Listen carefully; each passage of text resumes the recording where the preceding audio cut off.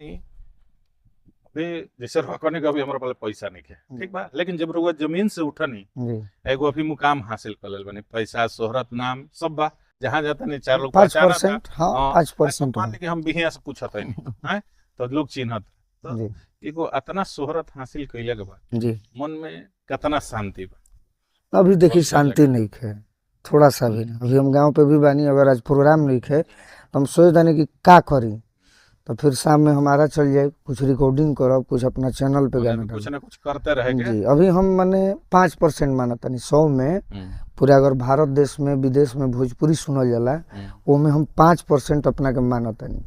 Photo खिंचावल चिन्हल जानल वो अलग बात बा, अच्छा लेकिन हमारा संतुष्टि नहीं नहीं क्या है। भाई। जी अच्छा, तो गोलू राजा का कबो बॉलीवुड के घर भोजपुरी गायक लोग जी जैसे पवन सिंह गा ले, जी नीलकमल गा ले, जी तो का गोलू राजा के भी दिली इच्छा बा कि एगो बॉलीवुड सॉन्ग हिंदी। हाँ, मौका मिला देखिए हिंदी गाना तो आदमी गाइए दिले बा दू चार गो, लेकिन वैसन कोनो इच्छा नहीं है। जब हमार पहचान भोजपुरी से बा तो हम भोजपुरिये के आगे बढ़ावे के आगे प्रयास करें। बढ़े।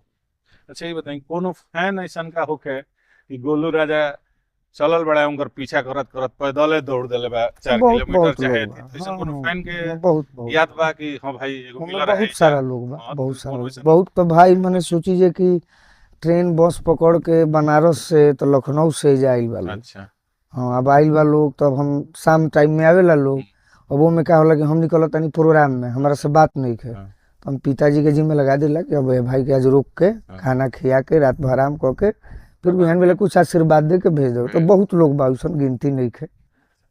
इतना बिजी शेड्यूल जन जी कहाला, इनमें गोलू राजा परिवार के माता पिता जे भी बा भाई बहन ओकरा के कितना समय देवेले, जी आका उस समय देला से माने एगो मन में अथी होला कि अरे भाई हमरा और ही समय देवे के चाहिए, लेकिन हम इतना दे नहीं पाए। ना, जितना हम दिला में सभी परिवार खुश सभी रहे, संतुष्ट बा। जी लोग खुश जी जी रहेला। हाँ हाँ अच्छा, ये बताई कि वायरल होखे खातिर आज के डेट में जोन बालो जितना कलाकार लो तो वायरल होखे खातिर कुछ वो कर देता लो, तो जी। क्या उसे जोन सच्चा कलाकार बा वो मरत जाता।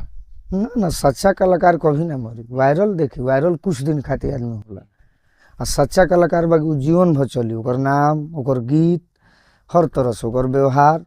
तो सच्चा कलाकार हाँ वायरल पे तो वायरल आज हो खब काल फिर केहू ना चिन्ही, कुछ दिन खातिर नहीं आनी पानी लेखा। आ सच्चा कलाकार कहाँ के हो मरल बाजल बताए। वायरल होखे खातिर ना जा, माने हम कहे के मतलब ही रहल कि जैसे वायरल होखे खातिर लोग गावता कुछ, जी ठीक, तो उका एगो उमे माने सच्चा कलाकार तो हम तो बड़े, ये तो समझता उनकर वजूद मिटावत लोग कि ना। ना तो ना समझी कभी ना मिटे। जैसे एगो मंच पर सच्चा कलाकार बाड़े जे पुराना में भरत शर्मा जी आ गए, कोई कहता है कि उनकर मार्केट नहीं है, आ वही मंच पर एगो आ जाए खूब वायरल कलाकार, तो युवा तो जरूर हाय बाय करे हैं, लेकिन जब गायकी जब होखे लगी तो उनकर वायरल कहीं साइड में फेंका जाए। फिर जब भरते शर्मा जी के कुछ रही तो यह बात बा। अच्छा, एगो दूगो जोन हम बात के एथी कइले बनी, जी गायक लोग गावेला, मंच पर नर्तकी लोग रहेला, हम्म ठीक, तो नर्तकी लोग के साथ हम बहुत गायक लोग के ऑब्जर्व कइले बनी हम्म कि माने वैसन हरकत ना होके के चाहिए, धइल चाहे हाथ धइल चाहे अखबार में माने जौन गले एथी बांधल कई उचित।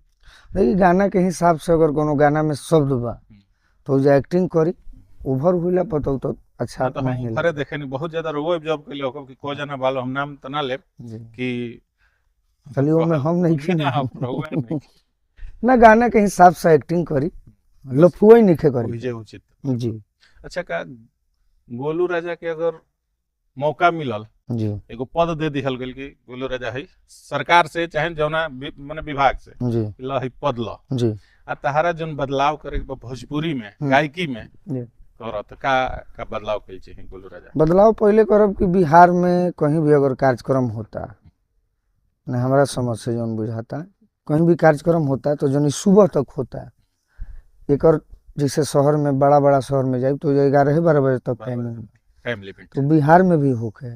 और दूसरा कि कोनो प्रोग्राम बिना परमिशन के मत होके। समय सीमा बांधल जी जाए और एगो सरकारी हाँ परमिशन लिहल जाए। कोनो प्रोग्राम बिना एथी के ना होके।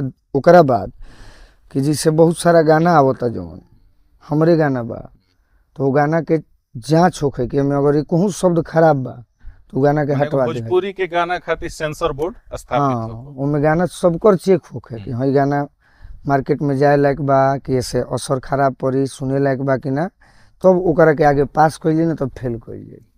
तो आप रूपी जब भी काम हुई तो भोजपुरी के फिर लोग अच्छा नजर से देखे। अच्छा, चलत चलत जो हमार चैनल बा के खास बा, जी एकरा खातिर गोलू राजा जी हाँ, के बहुत अच्छा इससे इंटरव्यू तो बहुत लोग लेवे आइल बा, लेकिन इस तरह के ना जो हमार पहला बार अनुभव बा, केहू खास बा चैनल के आप सब बहुत ज़्यादा सपोर्ट करी, ये केहू खास बा के सब दर्शक से बार बार विनती करो।